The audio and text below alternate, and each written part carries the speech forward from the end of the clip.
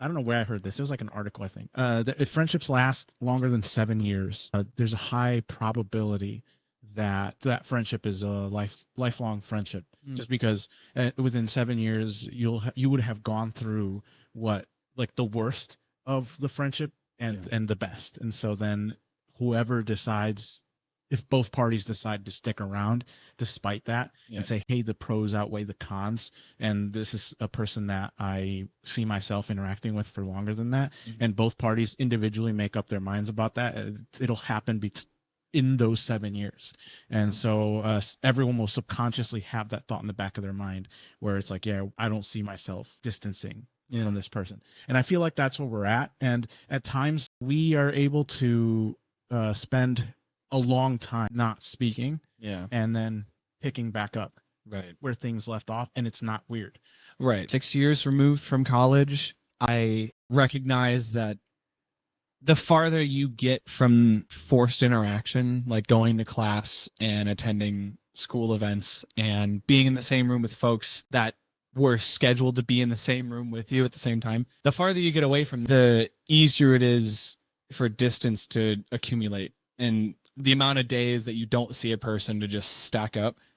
And eventually you stop thinking about that person naturally. With certain people, you can have that accumulation of distance and still be reminded of them every once in a while. Like, I'll tell you what, every time, and it's so silly, but we used to have I don't know if you felt it on your end, but when we were growing up, I feel like you and I had such a rivalry between the two of us in so many different regards. But I feel like we were both inspired by, obviously, the shows that we watched and the media that we consumed. And as I've gotten older and the more anime I've watched with rivalries, the more I realize I think both of us kind of wanted that out of one another when we were growing up, because we didn't really have, at least I didn't really have a whole lot of people in my life that challenged me in those ways. And in the past, we've talked about bullying, and we've talked about the not so awesome parts of our friendship. You can just say it, man. Like, it was an awful time to be my friend. But I will say, I will add to that obviously there was a lot of good that came from being your friend. And I would be lying to myself if I only remembered the bad parts. And I feel like it goes back to what we were just talking about with our friendships that last more than 7 years. But with me and you, even if we don't see each other for a while, every time I go to the gym and I'm looking around and I'm on my little treadmill and whatnot, and I'm about to give up, I do like an incline walk.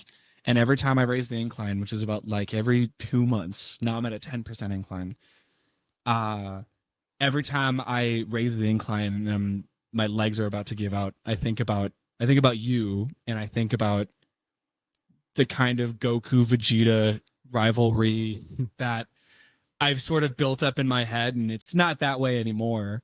But every once in a while, I know when we're ribbing each other, I feel like something would come out of you, like, that's all you got.